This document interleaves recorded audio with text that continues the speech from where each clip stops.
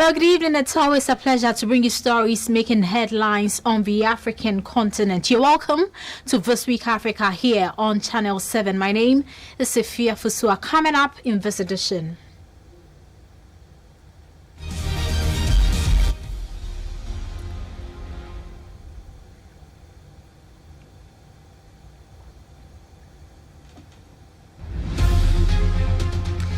The Ghana Police Service ranked the #1 most corrupt institution in the country, followed by the country's presidency.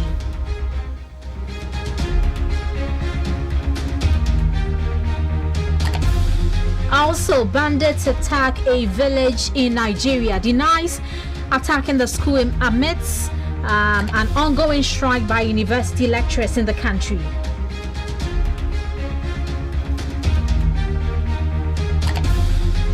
Also in this edition, a Burundian human rights group has revealed that Burundi has secretly been sending hundreds of troops and members of a youth militia into neighboring Democratic Republic of Congo. And later in sports, South Africa's President Cyril Ramaphosa rolls out the red carpet for the women's football team after winning the African Women's Cup. Details of these and more coming up Tuesday.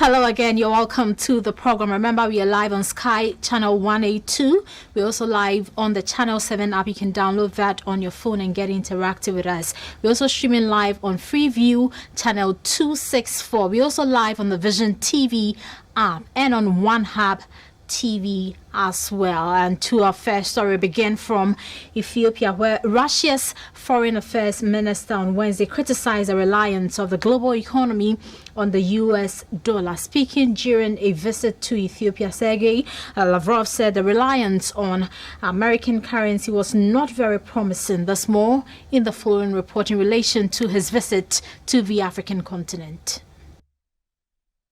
Speaking during a visit to Ethiopia, Sergei Lavrov said the reliance on the American currency in supporting the world economy was not so very promising, and claimed countries were shifting to using alternative currencies more and more. Lavrov also said the globe was living through an important historical period, and people would have to choose what type of world they wanted to live in. During his visit to the Ethiopian capital, Lavrov held meetings with the country's president, Sahle-Work Zewde, and Foreign Minister Demeke Mekonnen. Lavrov is seeking to convince African leaders and, to a much lesser extent, ordinary people, that Moscow cannot be blamed either for the conflict or for the food crisis. Russia has blamed the blockade on Ukrainian mines. Turn our attention to Burkina Faso, where former President Blaise Compaoré has asked the family of Thomas Sankara and Burkina-Base for forgiveness for all the crimes committed under his rule. He made the appeal in a letter read out to the media by the government spokesperson. Compaoré's apology, issued on Tuesday, is leaving mixed reactions as Burkina-Faso citizens consider the manner and sincerity of the former head of state Blaise Compaoré's request for pardon. If they had simply put at the end of the letter, "I place myself at the disposal of my country's justice system," I would have applauded, says one passerby. Compaoré seized power in the West African nation in a 1987 coup in which Sankara was gunned down by a hit squad. The violent death of his former comrade in arms was a taboo subject throughout his 27 years in power. A Burkina court handed him a life term in absentia in April for his role in the assassination. Luc Damiba, Secretary General of the Thomas Sankara International Committee Memorial, is disappointed. You have not been condemned or punished yet, nor have you recognized your act, he says of Campari. Campari's goal, he said, was to be able to return to Burkina and get a presidential pardon. Blaise Campari returned to Burkina Faso for several days this month without facing arrest after the country's military leader, Lieutenant Colonel Paul Henry Sandaogo Damiba, invited him in the name of national reconciliation. The visit sparked an outcry among civil society groups and political parties, who said uniting the nation should not come at the expense of impunity. A fiery Marxist-Leninist who blasted the West for neocolonialism and hypocrisy, Sankara came to power as an army captain aged just 33. He was assassinated little more than 4 years later on the same day as the coup which brought his erstwhile comrade in arms to power. He and his 12 colleagues were gunned down by a hit squad at a meeting of the ruling National Revolutionary Council on October 15, 1987. Support for Sankara's belief in Pan-Africanism and egalitarianism remains deeply rooted, and the country has erected monuments in his honor.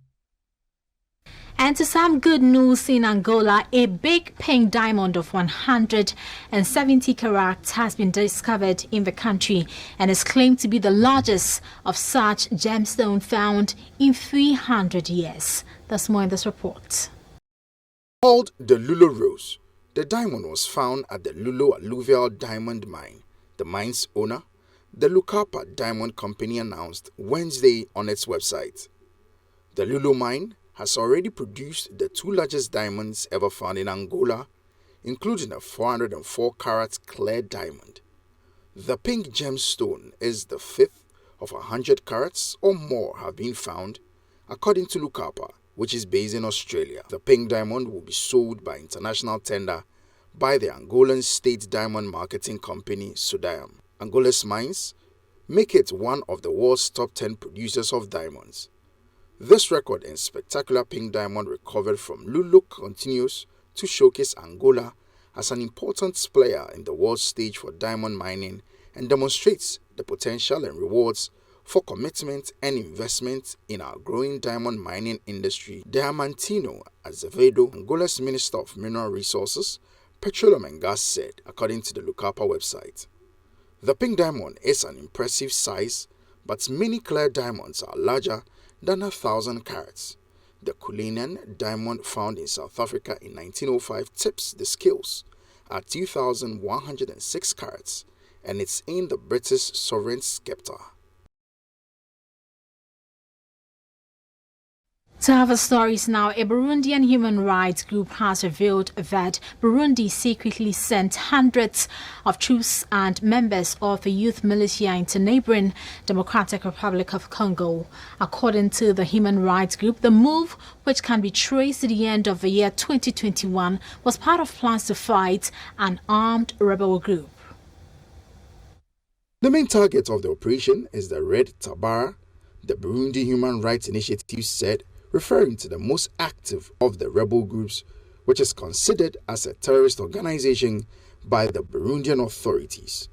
Burundi has always denied carrying out any secret operations, insisting it has acted only within the framework of joint operations by the East African Community EAC, African Union, or United Nations. Burundi is part of a regional force agreed by the EAC in June to fight the myriad rebel groups involved in an upsurge of violence in the eastern DRC that has ensnared neighboring countries. Several hundred Burundian soldiers and Imbonerakure, more than 1,000, are believed to have gone to the DRC in successive waves since late 2021. The BHRI, which has headquarters outside of Burundi, said in a report. The Imbonerakure are members of the Youth League of President Evariste Ndayishimiye's party.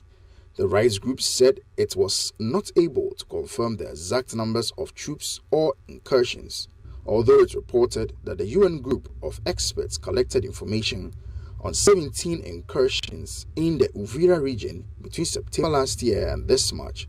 Citing testimonies, the group added, some soldiers are ordered to swap their military uniforms for civilian clothes and leave behind possessions that could identify them, the report said. Some in Bonarakure have become angry about their treatment during the military operation, with some saying they felt they had been deceived or abandoned. May Ndaishimiye said he was ready to discuss the Burundian rebels in DRC, in particular Red Tabara and National Forces of Liberation FNL, founded in 2011. Red Tabara have been accused of a string of attacks in Burundi since 2015. In September, it claimed responsibility for an attack on the international airport in Bujumbura, the country's economic capital.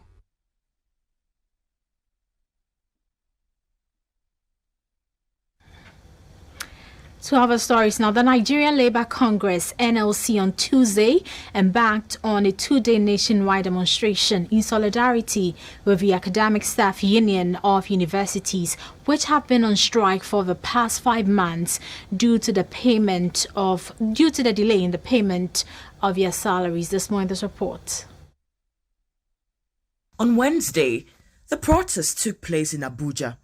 Today is the mother of the protest rally to get our children back to school. Nigeria's umbrella union NLC tweeted, "The current strike by the Academic Staff Union of Universities started on February 14th. What was announced as a 1-month warning strike was followed by another 8-week strike before turning into an indefinite strike, which led to the imposition of no work, no pay by the federal government. At the heart of the strike, the conclusion of the renegotiation of the 2009 FGN or ASU agreement, which unions say was not implemented, as well as demands including the abrogation of the IPPIS scheme, deployment of the UTAS, payment of promotion arrears. Despite negotiations with the authorities, no compromise was reached. ASU's national president, Professor Emmanuel Osedeke, urged Nigerians to support them in the struggle. Nigerians should ask them when they will ask us to come and sign the report or agreement of the renegotiation meeting. According to local media reports, Nigeria's President Buhari directed the education minister to profile a solution to the ASU strike by early August. You're live on This Week Africa here on Channel 7. We go for a break and return shortly with more stories. Please stay.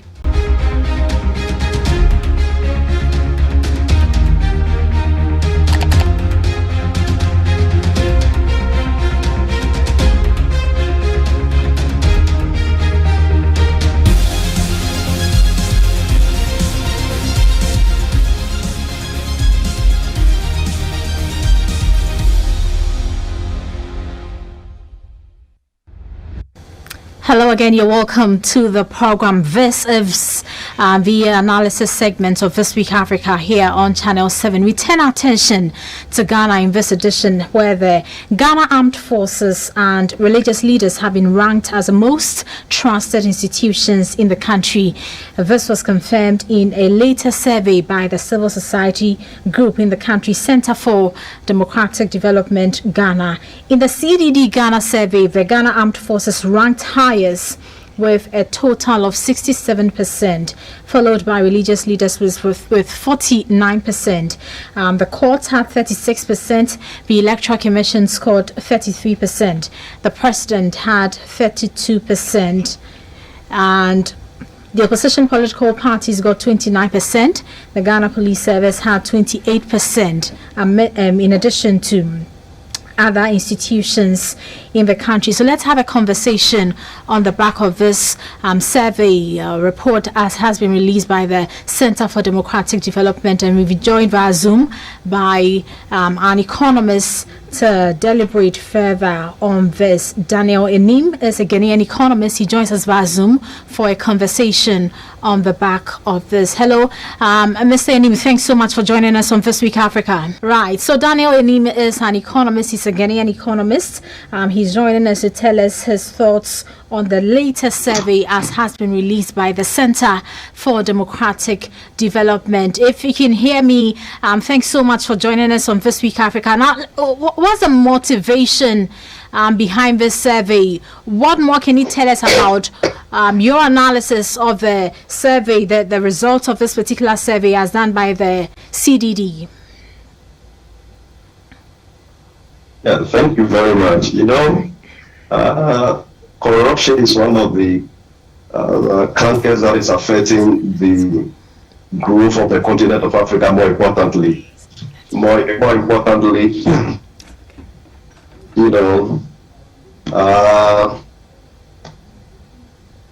yeah, I hope you can hear me. Yes, I can. Carry on, please. Right. Yeah, corruption is one of the cancers that are affecting the growth and development of the continent of Africa. And Ghana is no exception. If you recall, in an attempt to fight corruption, and we established the office of the OSP, that is Office of the Special Prosecutor.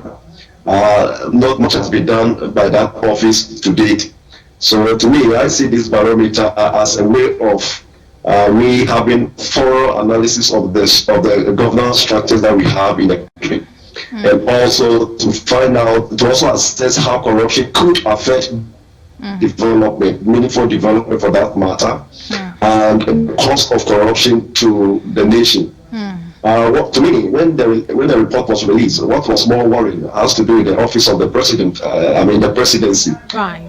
Which is the heart of decision making in respect of the executive decision making, and that is an office that is supposed to assist in the fight of corruption. And if that office is perceived to be corrupt, we are in trouble.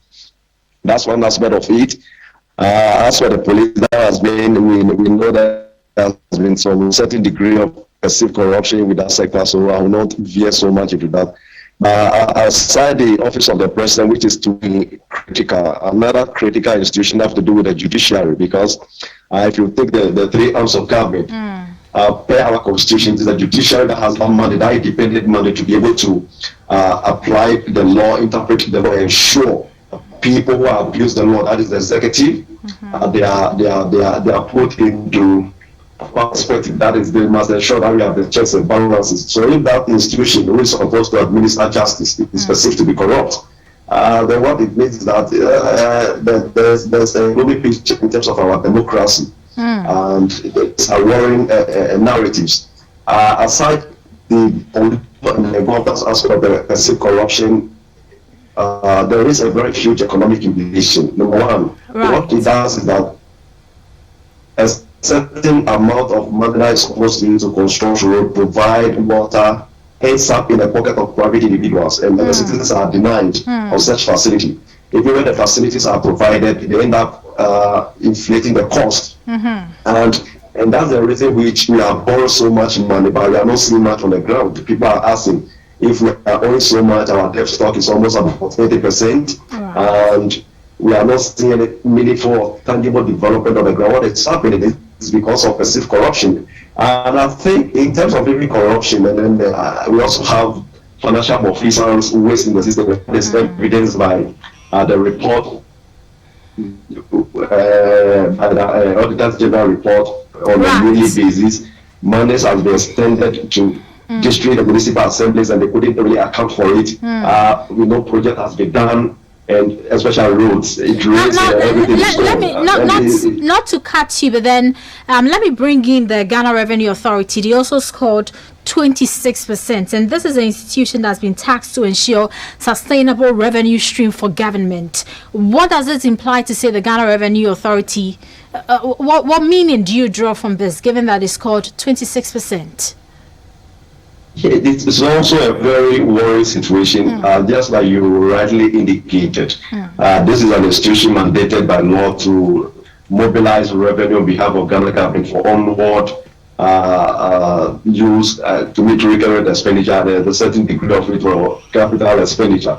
So if such an institution is corrupt, what it means is that they collect the money and the money ends up in their pocket, or alternatively, they negotiate with people who are supposed to pay taxes. They get the money and they don't collect the taxes from the people.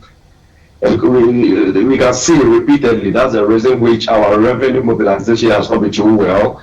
Maybe probably we need to do a thorough investigation and find out the officers, the kind of assets and property that they have in the country. We just compare with their salary level and we can draw conclusion that indeed they be corrupt or not. But of course, this is not a new thing. You recall during the time of the late President Arthur Mills, may so rest in perfect peace, where announced the special peace at the port. We have seen so much of corruption in this sector. Now it has been consolidated as the GRA, which is I was actually referring to the custom division of the GRA. So this is not anything that we should just brush. It is something that we need to take it serious, and let's look at our laws.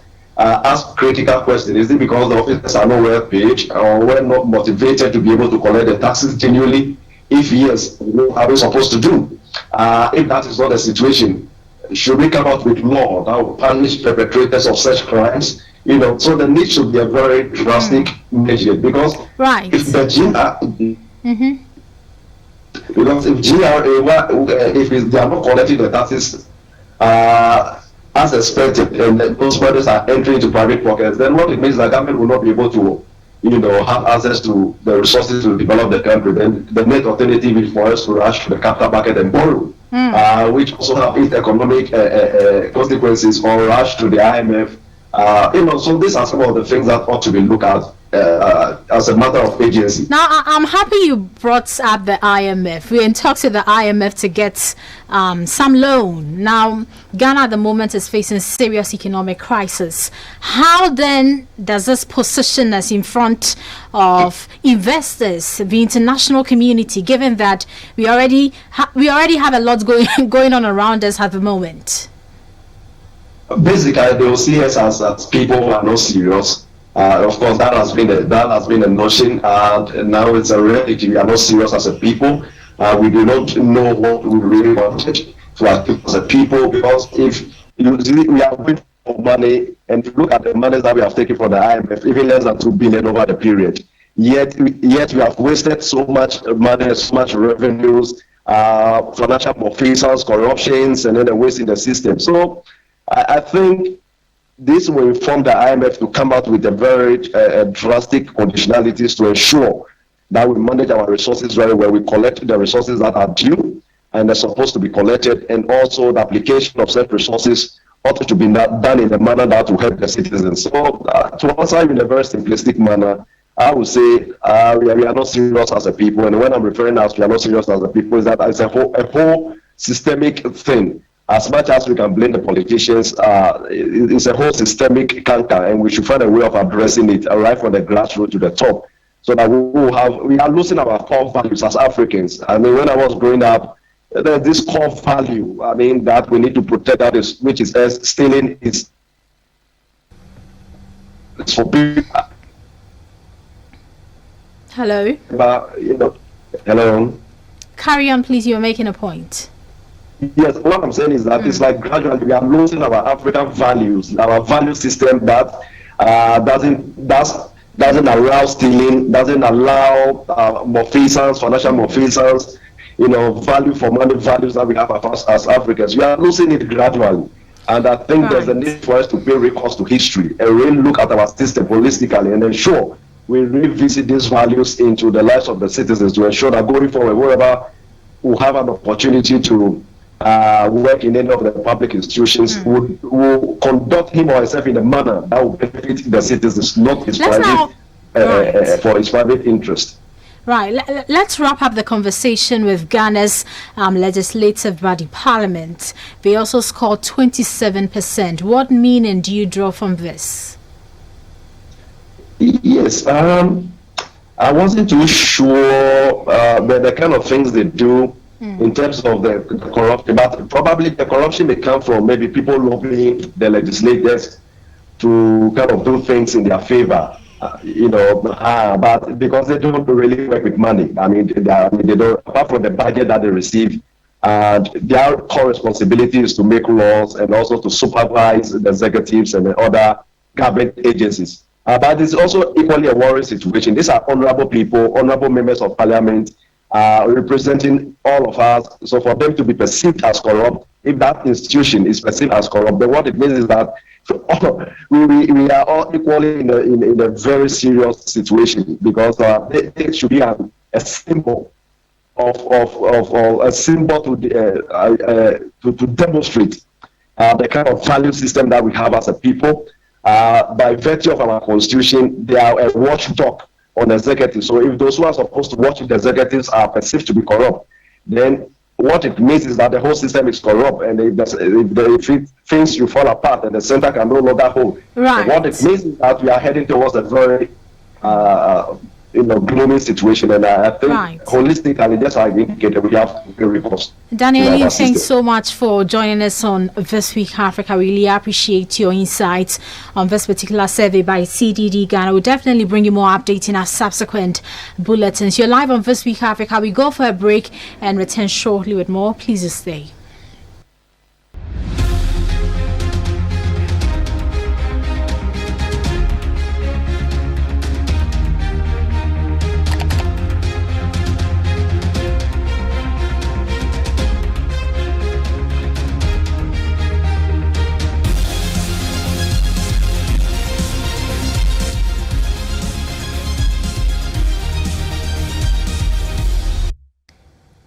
You're welcome back from the break. You're live on This Week Africa here on Channel 7. This is the big one. In this edition, we focus on Nigeria, where this week bandits attacked a Nigerian village, Sheda, a locality bordering FGC Kwali locality, and the school where the alleged incident happened had its management alerting the security, who quickly mobilized their men and secured the school. We do know that the school, that a principal had to run for safety, but confirmed that the attack was in the Sheda village and bandits didn't enter the school. But what is the present situation in the Sheda village at the moment? Let's get on to Zoom now and get the very latest in relation to this and speak to Comrade Martins. He is a Nigerian journalist and a public commentator. Hello, Comrade Martins. Good to have you join us on This Week Africa. Thank you for having me. Good evening. Right. Now, what's the present state of security in the Sheda village now?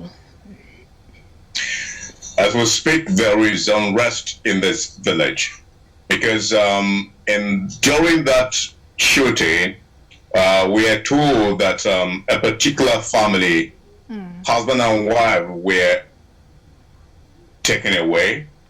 Right. Eventually, the wife was released with an instruction to go sort for money for the release of the husband. And of course, till this very moment, so many villagers have not returned to their respective homes. In fact, a lot of persons are leaving their homes in that area, moving downward to the center of the Federal Capital Territory. And of course, yes, you will definitely understand that in such situation, a lot of persons will not know what to do, especially when the military seems to be overwhelmed. Everyone is scampering around looking for safety wherever they think it can come from. So there is serious unrest and uncertainty in the village as we speak to you. Now, is this the first time the Sheda village is being attacked, and what could have motivated the decision of these bandits to go to the Sheda village? Hello, Comrade Martins. We seem to be having a connection problem over there, but we'll try to reconnect with Comrade Martins. He is a Nigerian journalist and a public commentator. He was bringing us the very latest in relation to the bandit attack in the Sheda village in Nigeria. We are trying to reconnect with him for the very latest in this. Earlier on, he did mention that a couple were taken away, and the bandits later had to ask for some money to be paid for their release. We do not know the very latest in relation to that yet, and we do know that the Sheda village is a locality bordering the FGC Kwali municipality, and we'll definitely bring you the very latest. I do understand we have Comrade Martins back on Zoom. Hello, Comrade Martins. Good to have you back. Well, thank you. So, like I was saying, it's the first time in that particular village that such attack is taking place, but there have been series of attacks within the communities neighboring Sheda village. And so it's just a pocket of what has been happening that is happening in Sheda, because villages around there have witnessed a lot of severe attacks, which of course I told you Koje is one of them too. And there have been a lot of attacks around villages in Gwagwalada, which borders Sheda and the rest of them, down to Lokoja Aziz, where it's not far away as well. A lot of attacks are taking place. But that very highway from the Sheda, Gwagwalada down to Lokoja is a beehive of terrorist attack. Kidnappings and the rest of them are taking place there. So I'm sure that the Federal Government Girls College was actually in their plan to attack. Because if you notice in recent times, most of the women that have been kidnapped are either used for sex slaves or something. And because most of the students that are in Federal Government College are children of big people, rich politicians, and all of that. So I'm very sure that that was in their plan. Knew too well that if they get to the school and have those girls kidnapped, then they would have made a lot of money for themselves, because in recent time you hear hundreds of millions, and a lot of them that have been requested by the bandits or terrorists, you may call them. So I am very sure it was not far away, and it was good that the principal of the school was very proactive. And this time around, unlike what happened in Koje prison, the military responded. I'm sure it's as a result of there's so much complaints from Nigerians and all of that, so they needed to do something. So I think that's what I am suspecting. Although there are no statements from anybody, government saying anything, but the only thing government has done is that I will speak across Nigeria. Government has ordered that schools should be closed down, and that, of course, is a very severe situation that if we don't address definitely the Boko Haram, whose meaning is that Western education is a sin, may have succeeded in their plan. So if schools have been forced to vacate, some of them were writing exams, and of course those exams have not been concluded, and state governors in different south, north, east, and west are closing down schools, and the federal government has ordered that every school should be closed down. So it just tells you that the terrorists are having a field day. So how long does government intend to hold on to this closure of the schools in Nigeria? Well, it's indefinite. There was no date pronounced. And of course, most of the schools that are sending their pupils and students home don't have a date, except in the coming weeks, we begin to hear people at schools saying something about it. But for now, they're responding to the alarm that the government is calling that all schools should go on break. And so governors in their respective state are also making such pronouncement with no tangible information about when schools will be returning to sections and all of that. So at the moment, I think that it's indefinite because there are no dates. Right. Have we heard anything from these attackers so far? Well, except in other areas, but the Sheda attackers, there's no statement from them. In different places of the country, which of course on daily basis. The only thing that is strange is that you wake up in the morning, you don't hear that there is an attack, there is killing and all of that in Nigeria. It's been that way. So the only thing, the news is that there is no attack. But when there's an attack, it's no more news because we're used to it, we're familiar to it. Whether we can change it or not, it's something that we have actually find ourselves. Talking to you, I don't know what happened next. So we are all living in perpetual fear because we don't know who will be next and all of that. So there's no statement per se from Sheda village where attack was taking place. But in other localities, and of course, Buhari is also in a FCT. It's in a Buhari Area Council. There was attack there where the presidential guard was among the people that were killed. At least 6 soldiers were killed in that attack just 2 days ago. And while we were still mourning the soldiers and, of course, the presidential guard that were killed, our dear president left for Liberia to talk about insecurity in Liberia and how to curtail insecurity when we Nigerians cannot curtail security, or we are mourning the loss of our soldiers. And one of his own guard as well was among them. So it's really heartbreaking that we have to go over stories in relation to insecurity in Nigeria, but we only hope for the best. But thanks so much for joining us with the very latest from Nigeria in relation to that bandit attack in the Sheda village. You're live on This Week Africa. We go for a break and we are back shortly with more. Please stay.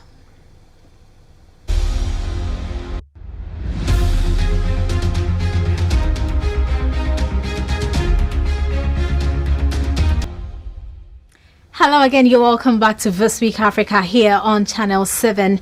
We now turn our attention to Ghana, where it's been 10 years since the death of Ghana's former president, John Evans Atta Mills. His 10th anniversary memorial Thanksgiving was shrouded in controversy following disagreements between his party and the Atta Mills Institute, founded by his former aide, Koku Anyedoho. Here's a wrap of how event unfolded. He makes all things beautiful in his time. Thank you. Thank you. Thank you. A mournful man, Samuel Koku Anyedoho. He says despite the vilification, he has been vindicated. Today, as I stand before you, I give glory and honor to God. He gave me the divine energy and strength to stay determined and focused. At least I'll be remembered for laboring on behalf of the state, because it is work that God gave me to do. The former member of the NDC, who is CEO of the Atta Mills Institute, collaborated with the state to organize a memorial service in honor of late President John Evans Atta Mills, 10 years after his passing. Members of the NDC were absent. The Asumdwe Park where he was buried has been upgraded by the state. President Akufo-Addo said despite the criticism, government has money to upgrade the park into a befitting resting place for the former president. Asumdwe Park has been elevated to a status befitting the final resting place of a president of the Republic of Ghana. I did so with that objective solely in mind, and not to exploit or take advantage of any so-called divisions in the political party to which he belonged. Those alleged divisions are not of my making and do not in any way inure to my benefit. There have also been unfortunate accusations leveled by some against government about the supposed desecration of the tomb of the late president in the process of rehabilitating the park. Nothing could be further from the truth, and it is good to note that these false, malicious statements have been firmly dispelled and debunked by the Coastal Development Authority through the agency of its Chief Executive Officer, Mr. Jerry Ahmed Shaib, in a public statement under his hand. In his sermon, Presiding Bishop of the Methodist Church, Most Reverend Dr. Paul Kwabena Boafo, encouraged all to eschew corrupt practices and live a life worth emulating like the late president. He was committed. He was dedicated. He was someone who would say, it is for the people and not for me.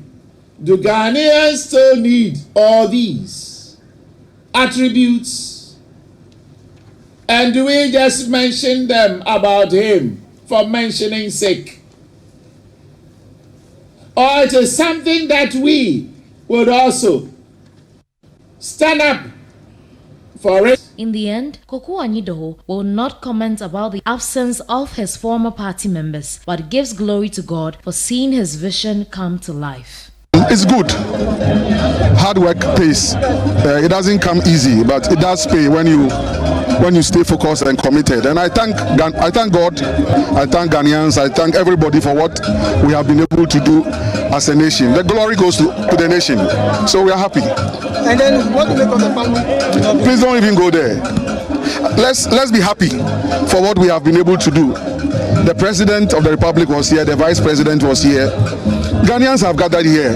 Let's just move on. But the opposition was not here.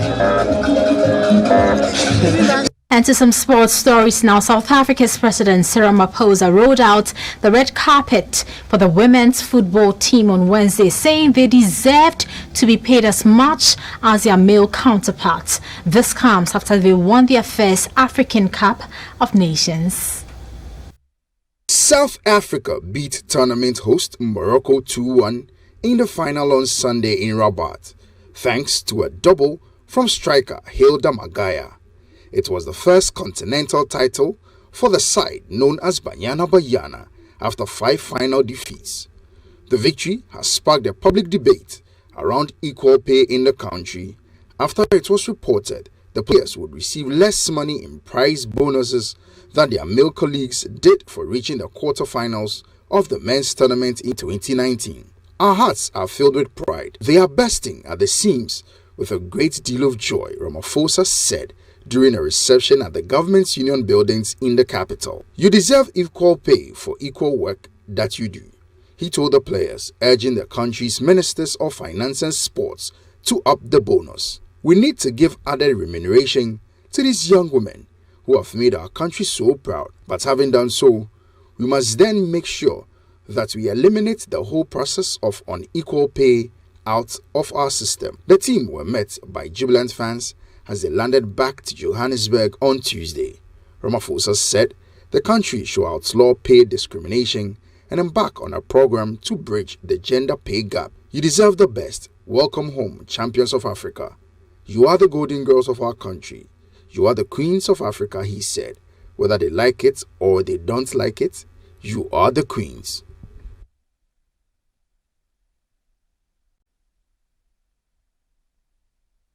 Some entertainment stories now. The Universal Music Group has launched a service dedicated to helping independent African labels and artists. It would also help digitize out-of-print music labels and help to promote the works of these artists in the coming years.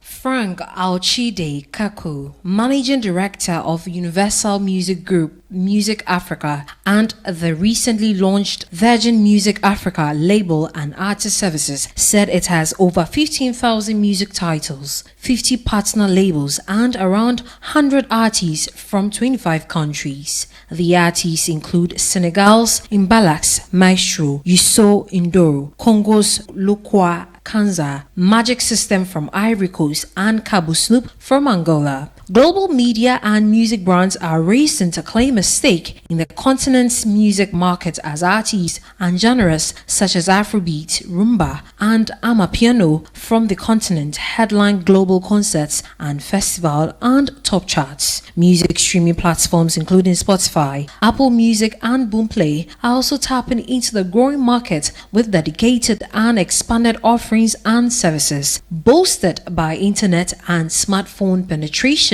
media consumption is changing rapidly in the continent and consumed far beyond its borders, aided by the digital platforms. Kaku said that Virgin's service will give digital life and distribute hundreds of African musical heritage that are in vinyl, cassette, or CD formats that do not correspond to the mode of consumption of a younger audience today. The new service aims to also support independent labels in digital distribution who are looking for a wider network. To other stories, a few weeks ago, a documentary on Afrobeats was released on Netflix titled Afrobeats, The Backstory. Some creative industry stakeholders were not too happy about how the contribution of Ghanaians were shown in the documentary. This is what the acting president of Musica, Bessa Simons, had to say.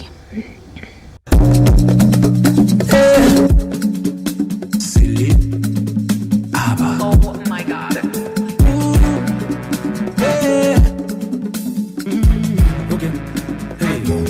Afrobeats is an umbrella term to describe popular music from West Africa and the diaspora that initially developed in Nigeria, Ghana and the UK in the early 2000s. Afrobeats, The Backstory, a 12-part documentary series by Aya Shonaya, masterfully chronicles the birth and evolution of the Afrobeats genre as it continues to gain worldwide prominence. Nigerians feel proud and excited about the representation of the story, but some Ghanaians, however, felt otherwise after watching. Here are a few tweets shared by some Ghanaians.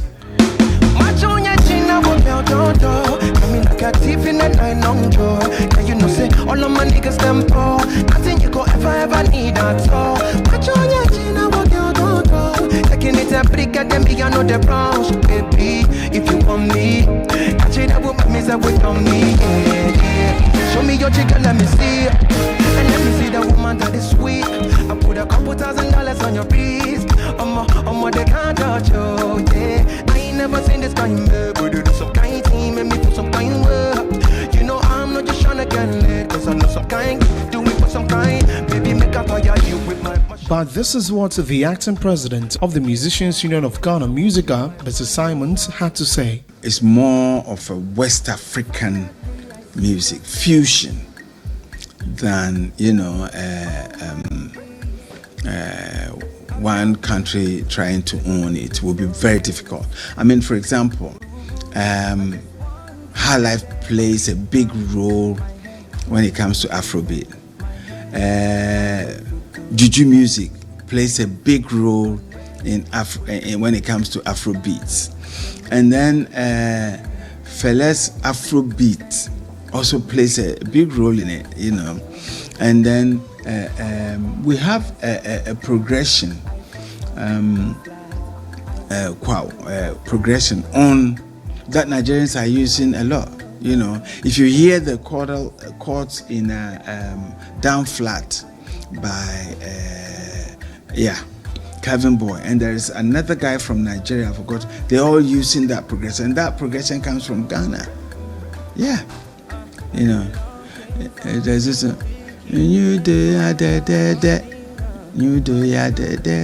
that song, that chords progression, and it's all Ghanaian. So it's a fusion of high life, juju music, and Afrobeat, together. And that is it. And if you listen to it, you see that the Ghanaian side are singing high life over it. And Nigerians are singing. Now Nigerians have gone more into juju music way of singing. So this is it. I mean, I don't think one country can claim it that it's their own.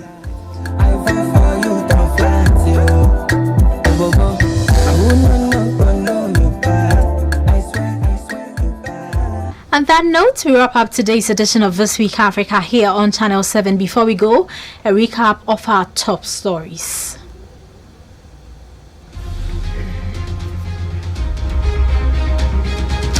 The Ghana Police Service has been ranked the #1 most corrupt institution in the country, followed by the country's presidency.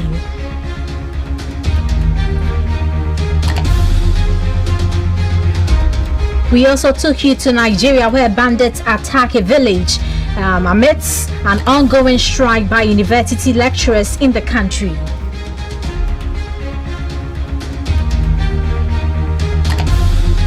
Also, a Burundian human rights group has revealed that Burundi has secretly been sending hundreds of troops and members of a youth militia into neighboring Democratic Republic of Congo.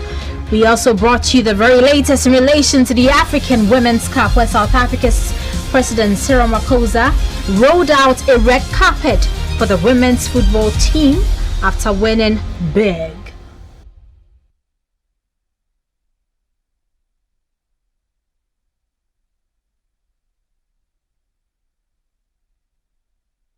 Once again, thanks so much for tuning in. Remember, you can always get interactive with us and watch us on Sky, channel 182. Also, we are live on the Channel 7 app. You can download that on your phone and watch us well. We're also live on the Freeview channel 264. Also on the Vision TV app, you can find us as well. And also on One Hub TV. Thanks so much for joining us on this edition. We are back same time next week with another power-packed edition. Until then, enjoy the rest of our programs.